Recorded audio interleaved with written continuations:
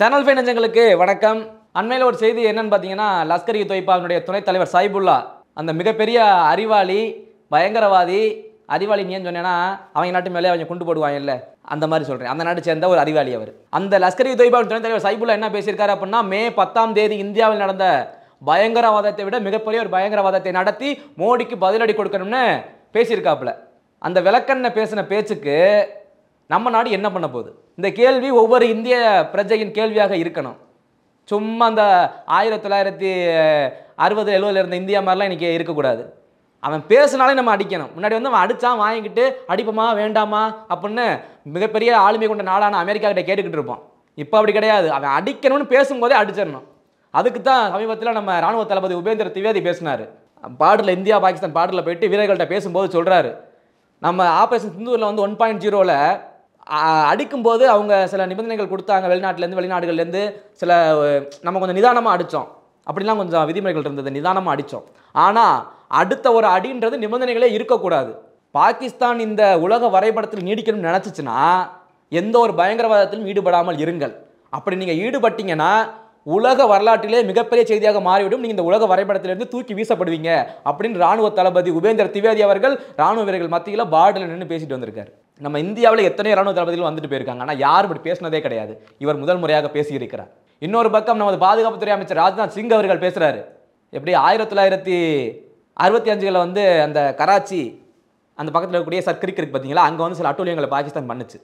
அதே மாதிரி மீண்டும் நீங்கள் பண்ணுறதுக்கு திட்டம் போட்டுக்கிட்டு இருக்கீங்க. அது மாதிரி நீங்கள் ஏதாவது செஞ்சீங்க அப்படின்னா வரலாறும் மாறும் புவியியலும் மாறும் அப்படின்றாரு. we will change history and geography அப்படின்றாரு. மொத்தமாக மாற்றப்படும்ன்றாரு. வரலாறுனா என்ன சொல்கிறாரு? இந்த வரலாற்றில் பாகிஸ்தான் என்ற நாடே இருந்துச்சா அப்படின்னு ஒரு கேள்வி கேட்குற நிலைமைக்கு மாற்றப்படும். ஜியாகிரபினா புவியியலே மாறும். புவியியல் நம்ம மேப்பில் எப்படி இருக்கும்? இந்தியா பாகிஸ்தான் இருக்கும், இந்த இடத்துல பாகிஸ்தானே இருக்காது. அந்த அளவுக்கு தடம் தெரியாமல் அழிஞ்சு போயிருவீங்க, அழிச்சு விட்டுருவோம் அப்படின்னு பாதுகாப்புத்துறை அமைச்சர் ராஜ்நாத் சிங் பேசுகிறாரு. ராணுவ தளபதி இப்படி பேசுகிறாரு, பாதுகாப்புத்துறை அமைச்சர் இப்படி பேசுகிறாரு. இன்னொரு பக்கம் நம்மளுடைய ஏர்ஃபோர்ஸ் சீஃப் கமாண்டர், நம்மளுடைய விமானப்படை தளபதி என்ன சொல்கிறார் அப்படின்னா, இதுவரை பாகிஸ்தானின் 6 விமானங்களை சுட்டு வீழ்த்தி இருக்கும்.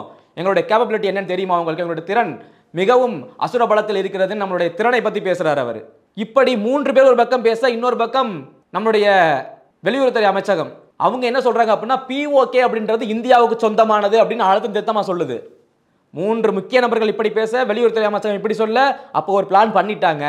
பாகிஸ்தான் மீது கண் வைத்து விட்டது இந்தியா. அந்த POKயை நம் பக்கம் கொண்டு வந்தால் மட்டும்தான் எல்லைகள் இருக்கக்கூடிய அந்த மாநிலங்கள் சுதந்திரமாக இருக்க முடியும். அந்த POK பார்டரில் தான் இவன் இல்லாத அட்டூழியம் பண்ணிக்கிட்டு இருக்கான். இதை நம்ம கண்ட்ரோலில் கொண்டு வரணும். கிட்டத்தட்ட இந்த POKல பார்த்தீங்கன்னா கலவரங்கள் நடக்கிறதுக்கு காரணம் இந்த பாகிஸ்தான் தான். அவன் அடிச்சு அங்கே லூட்டு அம்புட்டு திருட்டுத்தனம். கிட்டத்தட்ட 30 உயிர் போயிருக்காங்க அந்த பாகிஸ்தான் ஆக்குபைடு காஷ்மீருக்குள்ள. ஸோ இந்த அளவுக்கு இங்கே நடக்குது. இந்த மக்களுடைய போராட்ட கிளர்ச்சின்றது ஒரு பக்கம் வந்துகிட்டே தான் இருக்குது. இதை காலி பண்ணணும் அப்படின்னா அந்த POKயை நம்ம கண்ட்ரோலில் கொண்டு வரணும். POKயை நம்ம கண்ட்ரோலில் கொண்டு வரணும். அது சின்ன திட்டம் கிடையாது. நமது ராணுவ வீரர்களும் ராணுவ அதிகாரிகளும் ஒரு பக்கம், இன்னொரு பக்கம் ஆளும் அந்த அரசியல் ஆளுமைகள் ஒரு பக்கம், 2 பேரும் ஒன்றாக சேர்ந்து பேசி முடித்து விட்டு நமது உள்நாட்டு மக்களிடம் கருத்து கேட்டு வெளிநாடு முக்கியமான வெளிநாடுகள் ரஷ்யா போன்ற நண்பர்களிடம் இதை ஆலோசித்து விட்டு அவரின் அனுமதியை வாங்கிவிட்டு தான் அடிக்கணும். அடித்தா அந்த POK நம்ம கண்ட்ரோலில் வரும். POK நம்ம கண்ட்ரோல் வந்துருச்சு அப்படின்னா பாகிஸ்தானுக்கு வழியே இல்லை. தாளே நம்ம கையில் வந்த மாதிரி அவன் ஆடவும் முடியாது, அசையவும் முடியாது. பாகிஸ்தானுக்கு ஏன் இப்போ திடீர்னு ஆபரேஷன் சிந்தூருக்கு அப்புறம் இந்த பாகிஸ்தான் தனிமைப்படுத்தப்படும் அப்படின்னு நினச்சிட்டு இருந்தோம். ஆனால் இந்த ஷெபாஸ் ஷெரீப் ஓடி ஒவ்வொருத்தன் காலையா விழுந்து அமெரிக்கா காலை நக்கி அவங்ககிட்ட போய் இருந்து ஆதரவு கொடுன்னு ட்ரம்போட ஷூக்கு பாலிஷ் போட்டார் பார்த்தீங்களா நாக்கால, அப்போ கொஞ்சம் கொண்டு ஆதரவு அப்படி கிள்ளி போட்ட நாய்க்கு எலும்பு துண்டு போடுற மாதிரி. இன்னொரு பக்கம் சைனா கிட்ட ஆதரவு, இன்னொரு பக்கம் துருக்கி நாம் செஞ்ச உதவியை மறந்த நன்றி கட்ட நாய் துருக்கி கிட்ட போய் ஒரு ஆதரவை வாங்கிட்டு வரான். இப்போ புதுசாக சவுதி அரேபியா போயிட்டு பாதுகாப்பு ஒப்பந்தம், சவுதிக்கு இவன் லட்சணம் தெரியுமான்னு தெரியல, பாதுகாப்பு ஒப்பந்தம் இவன் கூட போடுறான், அவங்ககிட்ட பாதுகாப்பு ஒப்பந்தம். இதெல்லாம் தெளிவாக பண்ணிட்டான். நமக்கு மிகப்பெரிய ஆதரவு வந்துருச்சுன்னு ஷெபாஸ் ஷெரீப் அவங்க ஆடிட்டு வந்தார், முன்னீரங்க ஆட்டம் போட்டுட்டு இருந்தார். ஆனால் கிறுக்கு நாட்டிலேருந்து முடிவு எடுத்தானுங்க பாருங்க. அமெரிக்காவில் போயிட்டு காசா இஸ்ரேல் போரில் இஸ்ரேலுக்கு ஆதரவான நிலைப்பாட்டை எடுத்துகிட்டு வந்துட்டானுங்க. ஒட்டுமொத்த இஸ்லாமியர்களும் கடும் கோபத்தில், குறிப்பாக பாகிஸ்தானின் உள்நாட்டு மக்கள் கடும் கோபத்தில் இருக்கிறார்கள் பாகிஸ்தான் அரசு மீது. இப்போ அவனுக்கு தெரியல, ஐயோ இப்படி பண்ணிட்டோமே, இப்போ என்ன பண்ணுறது, இதுலேருந்து தப்பிக்கணும் மக்கள்கிட்ட இருந்து, நம்ம ஆட்சியை கழிச்சு விட்டு போயிடுவானுங்க போலன்னு பயந்து இப்போ ஒரே வழி நம்ம இந்தியாவை ஏதாச்சும் வகையில் அட்டாக் பண்ணணும். பண்ணிட்டோம் அப்படின்னா மக்கள் ஒட்டுமொத்தமாக திசை திரும்பிடுவாங்க இந்த பக்கம் அப்படின்னு அந்த மாட்டு மூல பாகிஸ்தான்களுடைய அந்த ஆளுமைகள் ஷெபாஸ் ஷெரீப், இந்த ஆசிம் முனீர் இவனெல்லாம் திட்டம் போட்டானுங்க. நம் உளவுத்துறையை அதை கண்டறிந்து விட்டார்கள். அதனால தான் நம்ம ராணுவ தளபதி ஒரு பக்கம், இன்னொரு பக்கம் பாதுகாப்புத்துறை அமைச்சர், இவங்க எல்லாம் இப்படி ஒரு நேரடி மிரட்டலை விட்டுட்டாங்க. இனி வந்து நீ அடிச்சின்னா நீ தாங்க மாட்ட, வரலாறு மாறும் புவியியல் மாறும் ஒரு பாதுகாப்புத்துறை அமைச்சர் பேசுறாருன்னா இதில் வந்து முக்கியமான ஒரு அறிவிப்பை தெரிஞ்சுக்கணும் எல்லாருமே. சமீபத்தில் ப. சிதம்பரம் அவர்கள் பேசினார். என்ன சொன்னார்? 2008 மும்பையில் தாக்குதல் நடந்தப்ப தீவிரவாதிகளை வச்சு அன்றைக்கு இந்திய படைகள் தயாராக இருந்தது, இராணுவ படைகள் பாகிஸ்தான் மீது தாக்குதல் நடத்துறதுக்கு. ஆனால் அன்றைக்கு இந்தியா அமெரிக்காவின் செயலராக இருந்த ஒரு ரைஸ், கண்டலிசா ரைஸ்ன்னு நினைக்கிறேன், அவர் தான் இந்த ஒரு சம்பவத்திற்கு இந்தியா போர் தொடுக்கக்கூடாது, சண்டைக்கு போகக்கூடாதுன்னு இந்தியாவுக்கு மிகப்பெரிய ஒரு அழுத்தத்தை கொடுத்தாரு. ஆளும் கட்சியாக இருந்தது காங்கிரஸ், மிகப்பெரிய அழுத்தத்தை அமெரிக்கா கொடுக்குது. ப. சிதம்பரம் அப்போது உள்துறை அமைச்சராக பதவியேற்றிருக்கிறாரு. சண்டைக்கு தயாராக இருந்த இராணுவப்படை சண்டைக்கு போகாமலேயே அமைதியாகிவிட்டது. அதற்கு இப்போது கொடுக்கக்கூடிய பதில் என்ன தெரியுமா? அன்றைக்கு நடந்தது போல் மீண்டும் ஏதோ ஒரு சம்பவம் இந்தியாவை தொட்டால் பாகிஸ்தான், நாங்கள் அடிக்க ஆரம்பிக்கும் போது அமெரிக்கா இல்லை, ட்ரம்ப் இல்லை, ட்ரம்ப்புடைய தாத்தாவே வந்தாலும் சரி அடிக்கதை நிப்பாட்ட மாட்டோம், வந்தால் ஒன்னையும் அடிப்போம். இதுதான் இன்றைய பதிலாக இருக்கிறது. இவர்களின் இந்த பதிலினுடைய மறைமுக அர்த்தம். இவன் 2000 எப்படி மே 10 நடந்த மாதிரி, புல்வாமா தாக்குதல் நடந்த மாதிரி திரும்ப அடிப்பானா இவன். இவன் உள்ள வந்தாலே அங்கே பிஓக்கள் இருக்க ஆக்கிரமிப்பெல்லாம் அடிச்சு காலி பண்ணது ஞாபகத்துக்கு வரணும். ஆபரேஷன் சிந்தூரில் எப்படி அடிச்சானுங்க, நம்ம சொந்தக்காரன புள்ள அடிச்சு காலி பண்ணாங்களே, 20 பேர் ஒரு சொந்தம் ரத்த சத்துச்சுல, அதான் நினைவுக்கு வரும். இந்த முறை பிஓகே அந்த காஷ்மீர் பகுதியில் இருக்கக்கூடிய ஆக்கிரமிப்புகளை மட்டும்தான் அடித்தான். அடுத்து பாவ இறக்கம்லாம் கிடையாது. உன் நாட்டோட சப்போர்ட் பண்ணுறான் பாரு. அங்கே பாகிஸ்தான் இஸ்லாமிய மக்கள் கொஞ்சமாவது தெளிவாக யோசிச்சிருக்கணும், இப்படி அராஜகம் பண்ணுறாங்களே நம்ம நாட்டுக்காரன் அப்படின்னு. கொஞ்சம் கூட இவனும் யோசிக்கல. இவன் பாவப்பட்டு செத்துக்கிட்டே இருப்பான், சும்மா சும்மா உன் நாட்டை வந்து அட்டாக் பண்ணுவான், தாக்குவான், இவன் செத்துக்கிட்டே இருக்கணுமா? நாங்கள் இதுவரை கருணை அடிப்படையில் பயங்கரவாதிகளை மட்டும்தான் எங்களுடைய விமானப்படையும் எங்களுடைய ராணுவ படைகளும் தாக்குதல் நடத்திக்கிட்டு இருந்தாங்க. இன்னைய வரைக்கும் பொதுமக்கள் ஒருவர் மீதும் இதுவரை தாக்குதல் நடத்தது கிடையாது. ஆனால் மானங்கட்ட பாகிஸ்தான் சொந்த நாட்டிலேயே சொந்த அந்த நாட்டு பெண்கள் மீது குழந்தைகள் மீது பாம போடுறான்.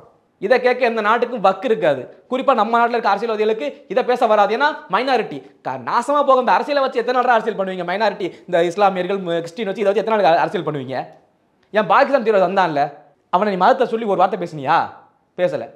இங்கே ஒரு சின்னதாக ஒரு ஆர்எஸ்எஸ் காரன் ஏதாச்சும் பண்ணிடட்டுமே, இந்து மதத்தை சேர்ந்து இந்துத்துவா ஆர்எஸ்எஸ் என்னென்ன சொல்கிறான் இவன் அரசியல் இதில் தான் பண்ணுவான். தேசத்தின் அடிப்படையில் வந்து நிற்கவே மாட்டான். முதல் தமிழன் நீ, பிறகு நீ ஒரு இந்தியன். அந்த எண்ணம் எப்போ தான் வரப்போகுது? ராகுல் காந்தி பேசுகிறாரு, அவர் பெரிய அப்படியே லார்டு. அவர் உண்மையான இந்திய ரத்தம் ஒன்றா அப்படி எப்படி பேச தோணும்? உலகத்தை ஆளக்கூடிய தகுதி சீனாவுக்கு தான் இருக்கான். அப்புறம் எதுக்கு இங்கே வந்து போட்டிடுற? வந்து வயநாட்டிலையும் இதெல்லாம் போயிட்டு போய் சீனாவில் போட்டிட வேண்டியது தானே? சீனாவின் கைக்கூலிகள் மொத்தமாக இங்கே எதிர்கட்சிகள் வரிசையில் உட்கார்ந்துருக்கும் போல எல்லாம். ராகுல் காந்திலாம் ஒரு நாட்டுப்பற்று தேசப்பற்றுன்னு சொல்ல முடியாது. சீனாவை ஆதரித்து பேசும் இவரெல்லாம் எப்படி ஏற்றுக்கொள்ள முடியும்? ஸோ இப்படிப்பட்ட ஒரு எல்லை தாண்டிய இந்த விவகாரத்தில் இந்தியாவின் முடிவெடுத்து என்னவாக இருக்கும்? லஷ்கர் இ தொய்பாவின் இயக்கத்தின் துணைத் தலைவர் சைபுல்லாவே இப்படி பேசுகிறான் அப்படின்னா நம்ம நாட்டு அதிகாரிகள் இனி பேசக்கூடாது, செயலில் காமிச்சே தீரணும் கண்டிப்பாக. இந்த நேரத்தில் தான் குறிப்பாக என்ன சொல்கிறாங்கன்னா, ரஷ்யா வந்து பாகிஸ்தானுக்கு உதவ போகிறதா அப்படின்னு ஒரு டாபிக் எடுத்து விட்டாங்க. ஏன்னா ரொம்ப காலமாகவே இந்தியா ரஷ்யா உறவுன்றது யாருமே பிரிக்க முடியாத உறவாக இருந்துட்டு இருந்தது, அன்று தொட்டு இன்று வரை. அந்த உறவை பிரிக்கணும்னா இங்கேயே நம்மளால பேச ஆரம்பிச்சிட்டான். பாகிஸ்தானுக்கு ரஷ்யா உதவ போகுதான், விமானங்கள் கொடுக்க போகுதான், அதை பண்ண போகுதான், இவ்வளவு டாலர் பணம் கொடுக்க போகுதான், ஹெல்ப் பண்ண போகுதான். ஏண்டா கொஞ்சமாச்சும் மண்டையில் மூளை இருக்கா? உலக நாடுகளே ரஷ்யாவை எதிர்த்து நிற்குது, இந்தியா மட்டும்தான் ஆதரவு நீட்டு நிற்குது. எப்படி அவன் நம்மளை விட்டுட்டு போக முடியும்? அவன் கொடுக்கறது அவனுடைய விமானம், அதாவது சீனா கொடுத்த விமானத்துக்கு என்ஜின் பார்ட் மட்டும்தான் அவன் கொடுக்குறான். அதுவும் பார்ட் மட்டும்தான் கொடுக்க முடியும். அதில் ஒரு சின்ன மிஸ்டேக்னாலும் அவன் தான் பார்க்கணும். எந்த ஒரு சிஸ்டமேட்டிக் ஒரு ஒர்க்கும் அவன் பண்ண முடியாது. அதில் எல்லா அந்த பேட்டர்ன் ஐட்டும் அவங்ககிட்ட தான், ரஷ்யா கிட்ட இருக்குது. அதெல்லாம் அவன் கொடுக்கல. அந்த விமானத்தின் இதுவே வந்து ரொம்ப ஒரு பழைய மாடல். நம்ம ரஷ்யா அப்படி கிடையாது. எல்லாமே ரஷ்யா மட்டும் ஒன்று கொடுக்குறான்னா முழுவதையும் கொடுத்துருவான். அந்த உரிமையே நம்மள்கிட்ட கொடுத்துருவான், நீ என்னன்னாலும் மன்னிக்க அப்படின்ற மாதிரி. மாமா மச்சா மாதிரி எல்லாத்தையும் கொடுத்துருவான் நம்மகிட்ட. நம்மளும் அது மாதிரி தான், அவங்ககிட்ட எது கொடுத்தாலும் எல்லாம் அப்படி கொடுத்துருவோம். அப்படித்தான் நம்மளுடைய பாதுகாப்பு உபகரணங்கள் எல்லாமே இருந்துட்டு இருக்கு. இப்போ கிளப்பி விட்டான் புதுசாக, இப்போ ரஷ்யா வந்து பாகிஸ்தானுக்கு உதவ போகுது அப்படின்னு. அதாவது எதிர் நாடுகளுக்கு எதிராக வைக்கணுமோ, அந்த பாகிஸ்தானுக்கு எதிராக சித்தரிக்கணுமோ, அதை நம்ம ஆளுகளும் நிறைய பேர் பண்ண ஆரம்பிச்சிட்டாங்க. எங்கேயோ நமக்கு ஆதரவு கூடிய ரஷ்யாவை கூட மக்கள் திருப்பி விட்டுருவான் போல. அப்படி இருக்கனுடைய அரசியல். இந்த பயங்கரவாத நாய்களுக்கு தக்க பதிலடி கொடுக்கணும். புல்வாமா தாக்குதலை பேசிய அந்த நாய்க்கு மோடியின் பெயரை உச்சரித்து அவன் நாக்கை அறுக்கணும். அதுக்கு இங்கே கிளம்பிவாங்கன்னா கிளம்பிடுவாங்க, சிறுபான்மையினு பெரும்பான்மையினு ஆரம்பிச்சு விட்டுருவாங்க சண்டையவங்க. ஸோ எந்த ஒரு மத அடிப்படையும் பேதங்களும் இல்லாமல் ஓரணிகள் இந்தியராய் சேர்ந்து நின்று இந்த பயங்கரவாத நாய்களுக்கு உதவக்கூடிய நம் நாட்டில் இருக்கக்கூடிய எச்சைகளுக்கு எந்த ஒரு நிமிடத்திலும் எந்த ஒரு இடத்திலும் இடம் கொடுத்து விடாதீர்கள். அவர்கள் மூலச்செலவை செய்வார்கள் உங்களை. எத்தனையோ பேர் நம்ம இதில் செஞ்சிருக்காங்க, இந்தியாவிலே நிறைய பேர். ஏன்னா மும்பை அட்டாக் நடந்திருக்குன்னா சும்மா அட்டாக் நடக்கலை. இங்கே இருக்கக்கூடியவனை மூலச்செலவை செய்து தானே இவருடைய உதவியோடு தானே செஞ்சாங்க. நம்ம இந்தியாவில் நடந்த ஒவ்வொரு தாக்குதலுக்கு பின்னாடியும் நம்ம நாட்டை சேர்ந்தவங்க இருக்கான் பின்னாடி. நாம் இஸ்லாமியர், இந்துக்கள், கிறிஸ்டின் எல்லாம் அண்ணன் தம்பிகளாக தான் பழகுறாங்க. ஏன் அந்த எண்ணம் வரமாட்டேது? நிறைய இடங்களில் பார்க்க முடியுது. ஒரு கிரிக்கெட் மேட்ச் நடந்தால் கூட ஆதரவு இந்தியாவுக்கு தெரிவிக்க முடியல. இந்தியா பாகிஸ்தான் மேட்ச் நடந்தா என்ன உணர்வு உங்களை தடுக்குது? மத உணர்வு ஏன் அப்படி தடுக்குது? இந்திய உணர்வு ஏன் வரமாட்டேங்குது? நான் திரும்ப சொல்கிறேன், மதம்ன்றது அடுத்து, இரண்டாவது தான் மதம். முதல்ல ஒரு இந்தியனா உங்களை பாருங்க, இந்திய நாட்டுக்காக செய்யுங்க. நீங்கள் பண்ணுற துரோகம்ன்றது பெத்த தாய்க்கு செய்கிற துரோகத்துக்கு சமம். இந்திய நாட்டுக்கு துரோகம் பண்ணுற பாரு, அந்த நாட்டு நாய்களுக்கு, அந்த பயங்கரவாத நாய்களுக்கு ஆதரவு தெரிவித்து அவங்களுக்கு உதவி பண்ணுற நம்ம நாட்டில் இருக்கக்கூடியவனை சொல்கிறேன் நான்.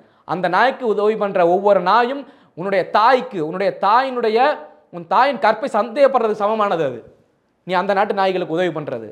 நம்ம இந்தியாவில் ஒவ்வொருத்தரும் இந்தியன் என்ற உணர்வோடு இருந்தீங்கன்னு வச்சுக்கோங்க, நீங்கள் அரசியல் காரணங்களுக்காக பல்வேறு நமக்கு நல்லது கெட்டது வரும் அரசியல் ரீதியாக, அதை நம்ம நாட்டுக்குள்ளே ஃபேஸ் பண்ணணும். நமக்கு ஒரு அழுத்தம் கொடுத்தோன்னா நமக்கு ஒரு கெட்டது நடந்துச்சுன்றதுக்காக ஒட்டுமொத்த நாட்டுக்கு எதிராக திரும்பவே கூடாது எந்த காலத்திலும். அது மிகப்பெரிய ஒரு கெடுதலாக முடிஞ்சிடும். நம்ம நாட்டுக்கே மிகப்பெரிய கெடுதலாக முடியும். நமக்கு நல்லதும் நடக்கும் கெட்டதும் நடக்கும் அரசியலால். அதை ஸ்டாண்ட் பண்ணணும், நம்ம அதை சமாளிக்கணும்.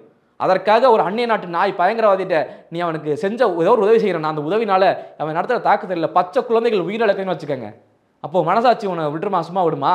அதனால தான் திரும்ப சொல்கிறேன், அந்த எச்ச நாய்களுக்கு எந்த ஒரு காலத்திலும் உதவின்றதை நம்ம நாட்டு அறிவில்லாமல் யாரும் செஞ்சிடாதீங்க. நிறைய பேர் செஞ்சுருக்காங்க. வரலாறுகளை புரட்டி பார்த்தோம்னா நிறைய பேர் அது மாதிரி உதவி செஞ்சுருக்கீங்க. அந்த உதவிகளை இனியும் ஒருபோதும் செஞ்சிடாதீங்க. நம்ம நாட்டை மட்டும் எந்த இடத்திலும் கைவிட்டுறாதீங்க. இந்தியனாகவே இருப்போம், இந்தியனாகவே வாழ்வோம். நன்றி.